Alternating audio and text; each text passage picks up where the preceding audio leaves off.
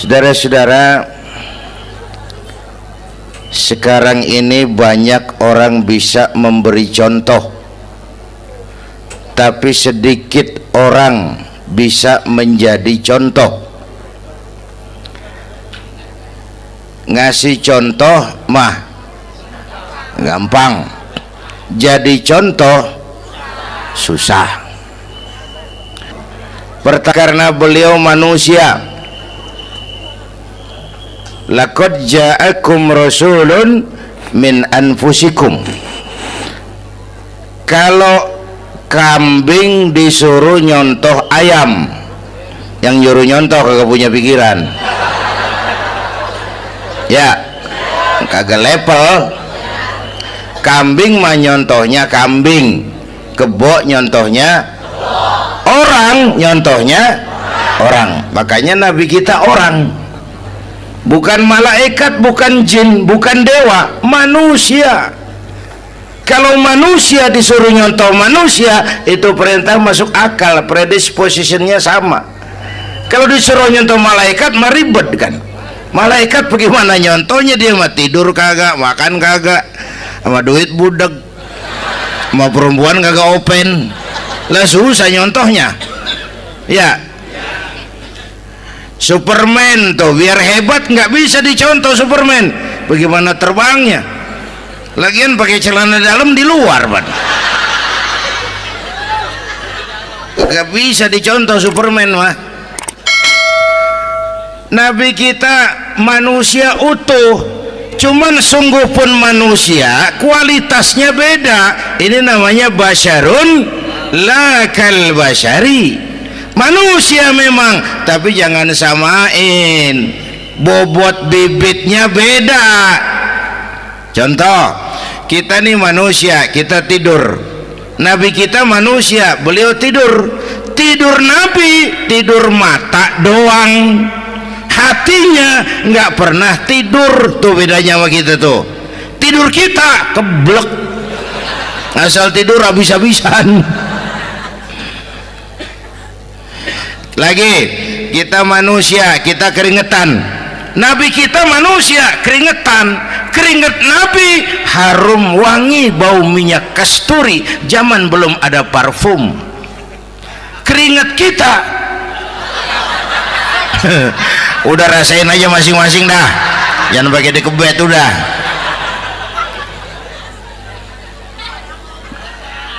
Contoh lagi, kita nih manusia nih, kita beludah nggak? Nabi kita manusia, beliau juga beludah. Ludah Nabi obat, ludah Nabi. Itu kan waktu mau hijrah kan sama Sayyidina Abu Bakar, sampai di Gua Sur, Sayyidina Abu Bakar bilang, saya turun duluan ke gua ya Rasul. Ngapain? Bersihin gua, takut ada binatang berbisa. Silakan. Turun Sayyidina Abu Bakar bersihin gua. Bener tuh, tangannya digigit kalajengking, sakit, ngebet, bengkak. Kalajengking Arab, ya emang di Arab kejadiannya. Wuher menyaut aja badan, ditahan aja, udah aman ya Rasul, silakan turun. Lama-lama dalam gua berduaan kelihatan juga Sayyidina Abu Bakar mukanya pucat. Nabi tanya, mabalu kayak Abu Bakar? Abu Bakar kenapa? Nggak apa-apa. Berat meninggalkan Mekah? Enggak. Malas hijrah ke Madinah? Enggak. Takut diubur-ubur Quraisy? Orang kata enggak, itu mah enggak. Lah kenapa muka kamu pucat? Tangan digigit kalajengking. Ngapa nggak ngomong dari tadi? Saya nggak mau nyusahin Tuhan ya Rasul, biar saya tahan, asal jangan nyusahin Tuhan. Jangan begitu kau. Sini tanganmu, diambil sama baginda Nabi. Bismillahirrahmanirrahim. Cuh, diludahin, ringkes, sembuh saat itu juga. Ludah Nabi. Pengen tahu kita yang ludahin, bengkak campur koreng.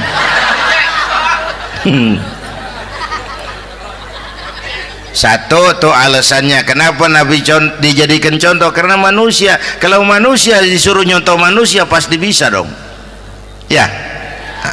Yang kedua, karena tadi kata Bang Haji Omar, pribadinya itu pribadi yang multidimensi. Mau nyontoh apa? Pak, saya ini pengusaha Pak. Nabi umur 9 tahun udah ke Syria tuh, dagang lintas negara, Syam tuh. Saya jenderal Pak, Nabi mimpin tentara di medan perang Mas.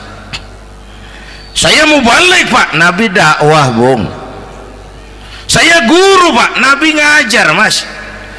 Innama bu'istu mu'alliman, aku diutus sebagai guru, guru umat, guru bangsa.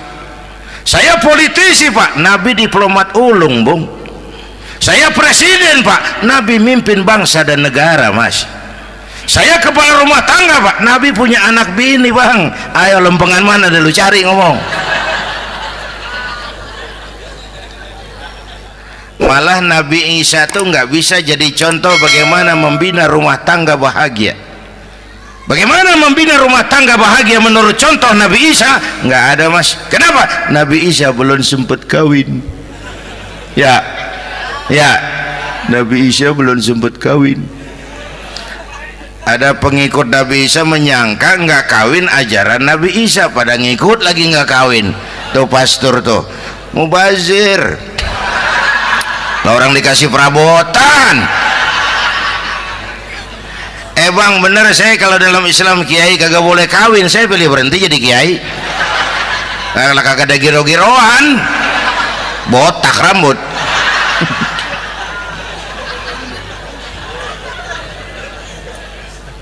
Makanya Bang Haji Omar cerita poligami saya girang banget tadi.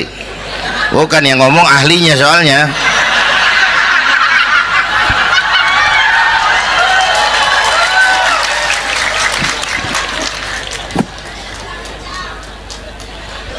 Dadah gitu aja deh ya. Nah, kata Imam Busair ini yang dahsyat. Ka'annahu wa huwa fardun fi jalalatihi fi ashkarin hina talqahu wa fi hasham. Sepertinya kehebatan Rasulullah itu sama, baik sendiri maupun di tengah tentara. Artinya begini, orang hebat banyak, tapi yang hebat di mana-mana susah nyarinya. Baginda Rasul ini lagi duduk hebat, lagi jalan hebat, ada di pasar hebat, lagi di masjid hebat, di medan perang hebat, di depan anak-anak hebat, di mata musuhnya hebat, di depan sahabatnya hebat, di mata istrinya hebat, di mana-mana hebat. Lah susah cari orang begini Bang. Ya, kita mah hebat juga setempat. Di kantor hebat, sekantor orang diomelin. Di kantor, pulang ke rumah dikeplak sama bininya diem aja. Nih di depan bininya dia kagak hebat dia mah.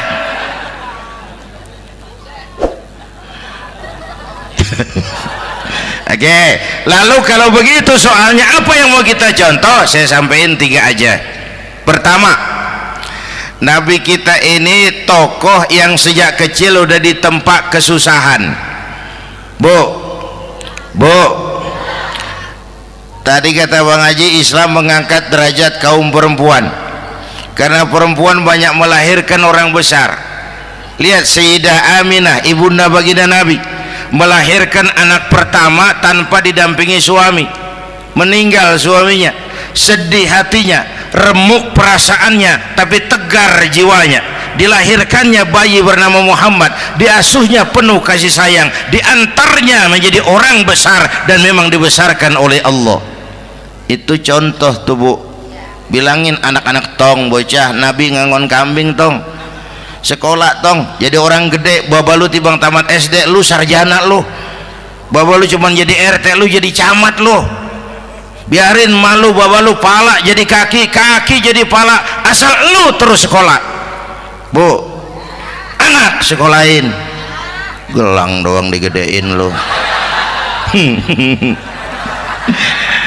Nih kan kita Betawi nih pendidikan ngentengin banget kotan. Udah dong, jangan tinggi-tinggi sekolah udah. Ngapa mak? Baba lu kagak sekolah hidup noh. Hidup dong, pun jamu monyet juga hidup. Bu, anak sekolahin.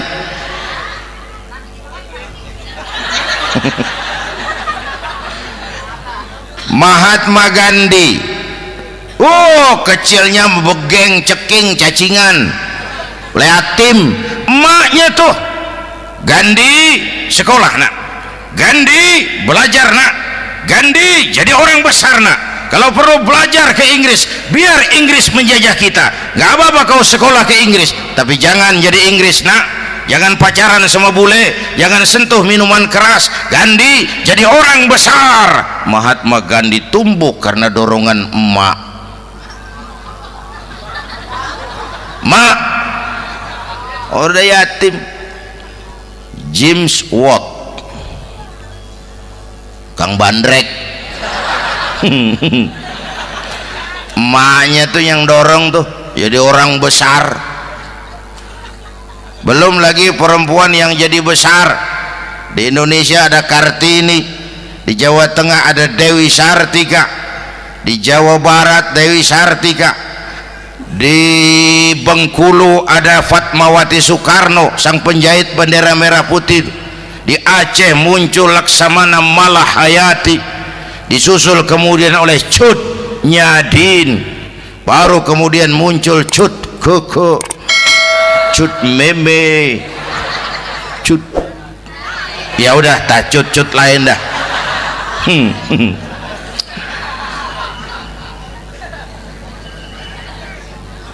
Nabi ke remajanya nggak dikolokin, tegar, tahan bantingan, nggak cengeng.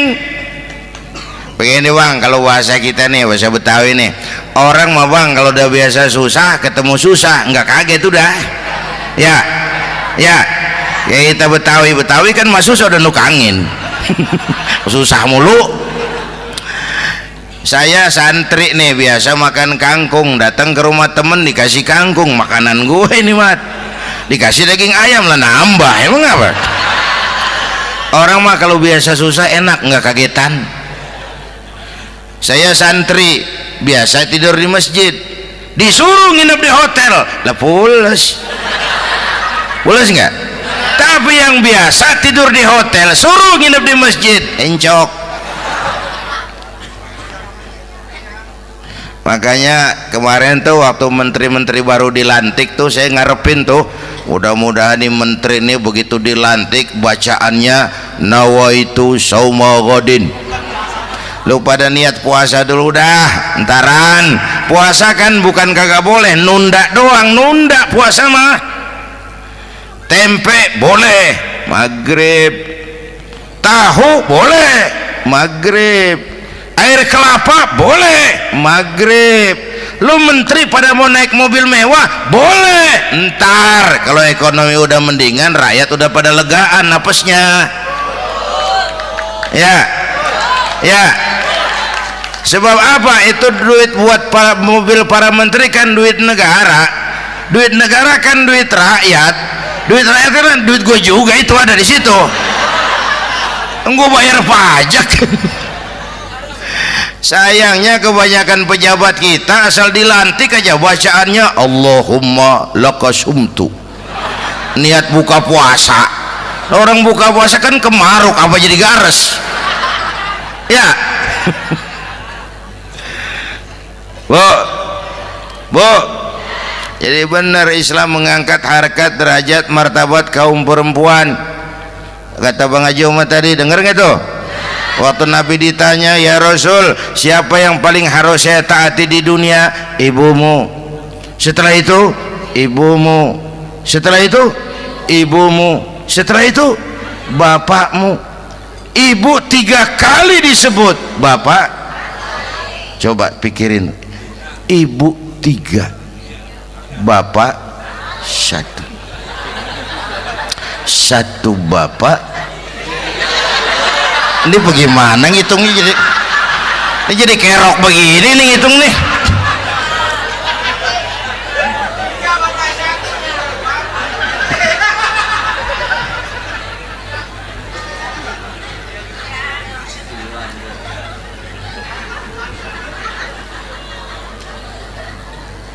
Jangan takut ngadepin susah. Hidup nih keras, kerja keras, perseringat banting tulang.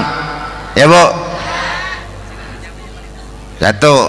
Yang kedua, contoh dari Nabi, orang yang paling bersih hatinya Rasulullah, orang yang paling baik akhlaknya Rasulullah, orang yang bahkan sudah dapat jaminan ampun dari segala dosa Rasulullah.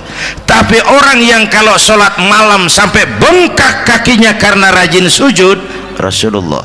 Aspek ibadah apaan? Hei, diam-diam giliran gue ini ngomong.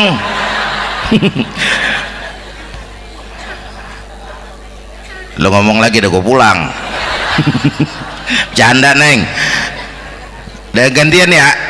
Ya. Apaan urusan? Orang yang dosanya udah dapat jaminan ampun, kalau salat malam bengkak kakinya karena rajin sujud. Saya tahu di sini juga banyak yang kakinya bengkak.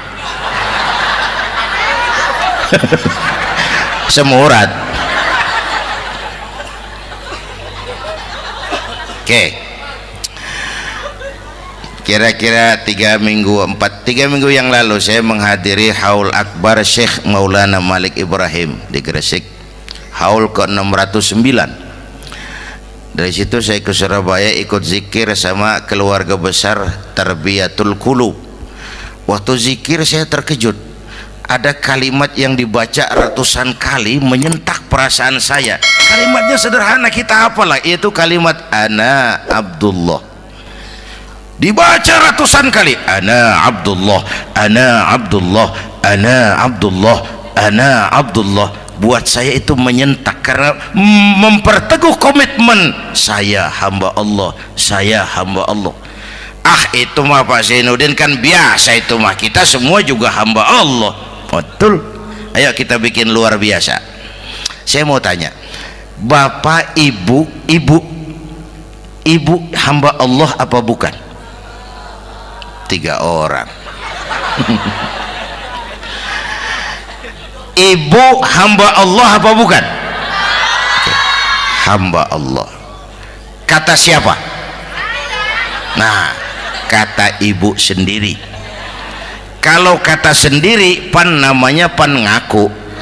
Ya, orang ngaku mah boleh dong, tiba ngaku namanya juga ngaku. Cuman diakuin apa enggak kita pan belum tahu. Ngaku mah murah, diakuin mahal. Ya, yang gampang dah. Ibu kenal sama Presiden SBY? Kenal. Presiden SBY kenal sama ibu? Lo ngaku, lo ngaku.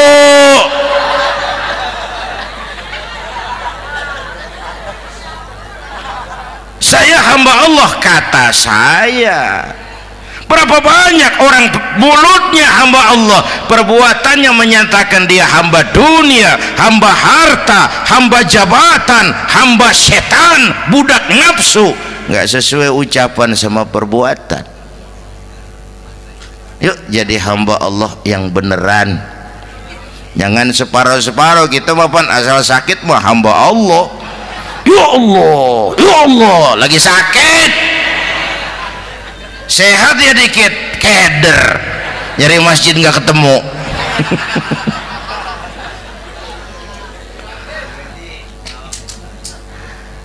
Apalagi kata Bang Haji tadi nih, kita nih kan zaman entertain nih, orang pada pinter bikin bungkusan sekarang Bang. Ya, abad entertain, orang pada bangun pencitraan. Tadi itu kiai sama dukun tipis bedanya. Dukun pada pasang iklan sekarang, ketik reg.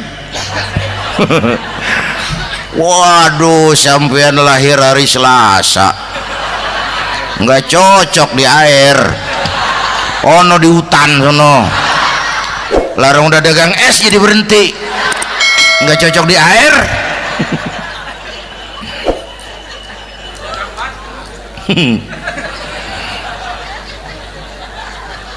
Bu, Di zaman ini siapa pakai apa, siapa mau jadi apa kagak urus nih.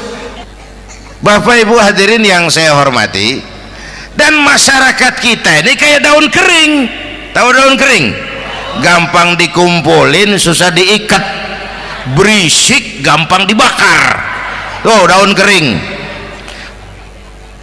Penyakitnya kutil, kurang teliti, cepat heran, gampang kagum. Cepat heran, gampang kagum. Dulu ada tuh satu hari tabrakan di jalan kenceng, buah, korban jatuh belepotan darah, dikerubungin orang banyak. Datang wartawan mengambil gambar dari dekat, susah, orang banyak bener ngerubung. Cari akal nih wartawan, tolong saya dikasih jalan ke dekat korban. Orang nengok semua, saudara siapa? Saya bapaknya korban, katanya. Dia ngaku bapaknya korban. Ya orang minggir semua, minggir, ini ada bapaknya korban. Orang minggir semua, dia maju ke depan korban. Sampai di depan korban pucat mukanya tuh wartawan. Kenapa? Yang ketabrak anak monyet, Pak. Dia udah kedongan ngaku bapaknya korban.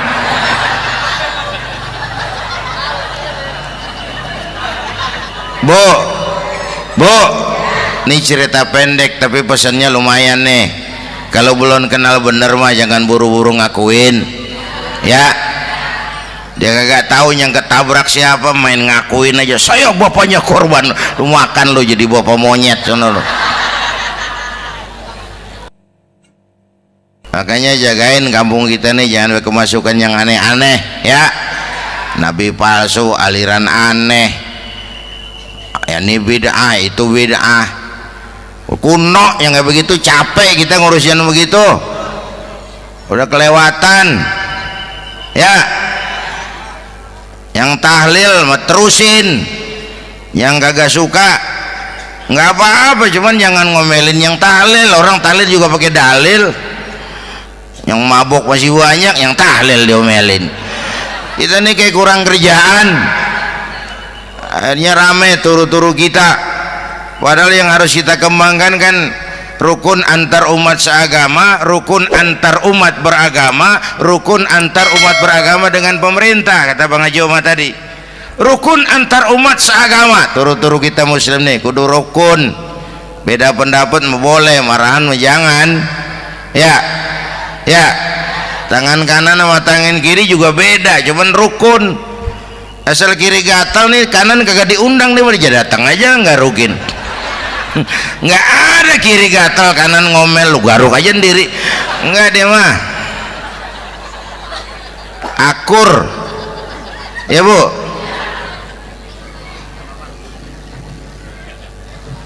Yang kedua rukun antar umat beragama. Islam ini rahmatan lil.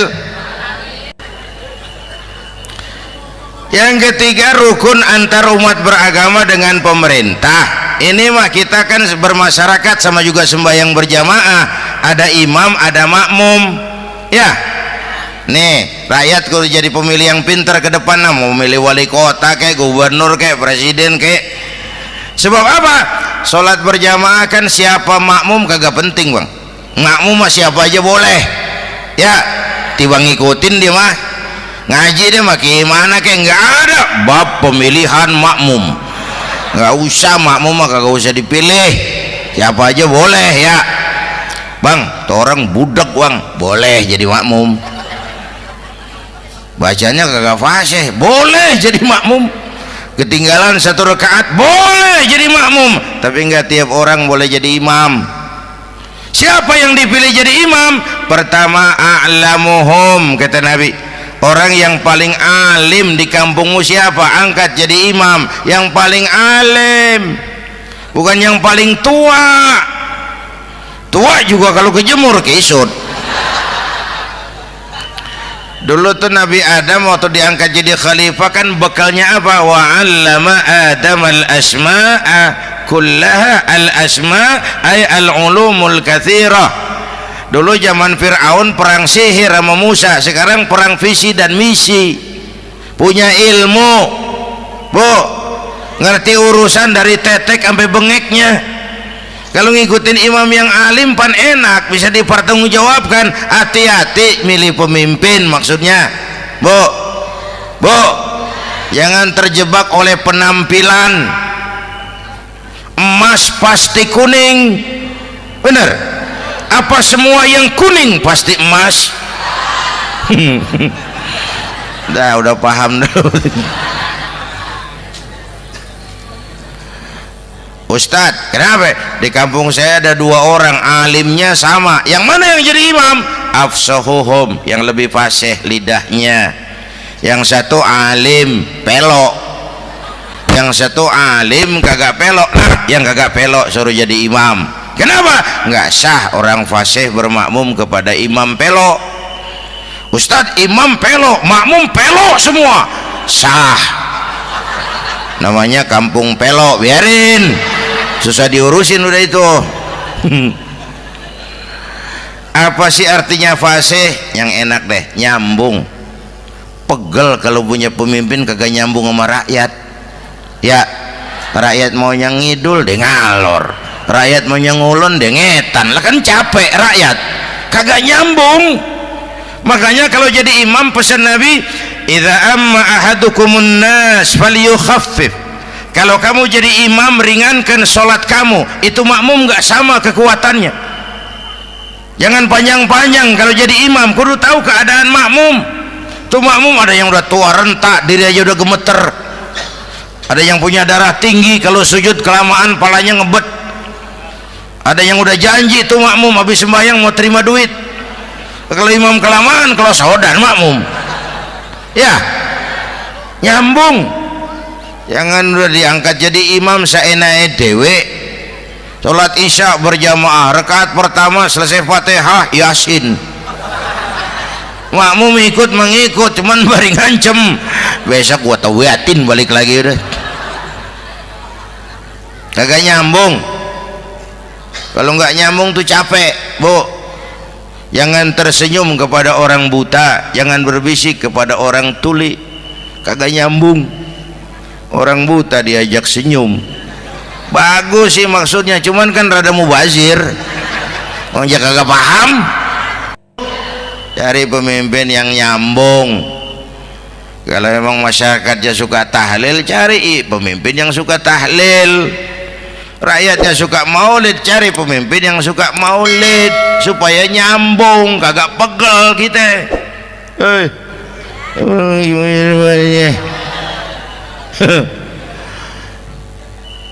Bapak Ibu hadirin, saya balik urusan kita.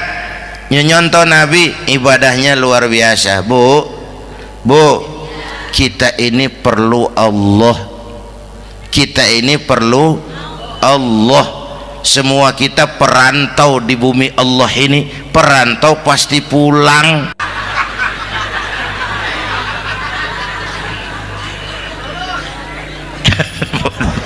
Bolot. Bodoh kalau ada perantau, dia sadar dia perantau tapi nggak pernah mikirin pulang. Lebih bodoh lagi mikirin pulang tapi nggak nyiapin bekal. Yang tadi Bang Haji Omar udah bilang tuh, muda mati. Ya, kadang-kadang engkongnya seger banget, cucunya mati. Ya, perantau mah mesti pulang. Sini mah kita ngendon doang, ngendon taran. Mula-mula pan bang, kita mah tinggalnya jauh di alam arwah. Dari sana pindah ke alam rahim, alam kandungan emak nih. Pernah tinggal di situ 9 bulan tuh. Ada yang 2 tahun, yang keluar udah kumisan. Kelamaan ngetemnya itu.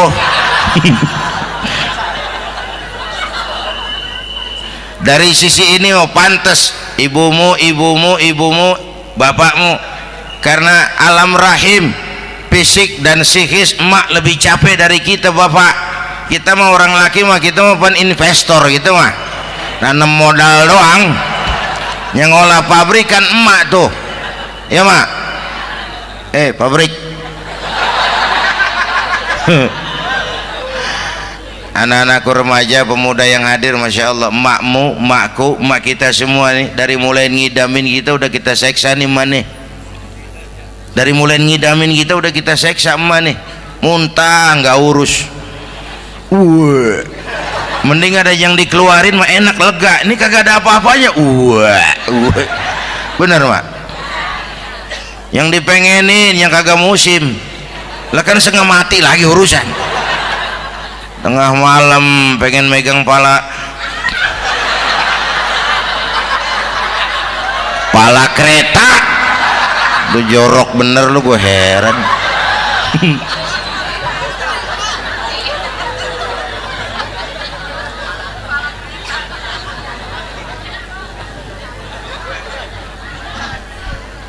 Bapak Ibu hadirin, yang ketiga terakhir, contoh dari baginda Nabi, modal utama perjuangannya adalah akhlak.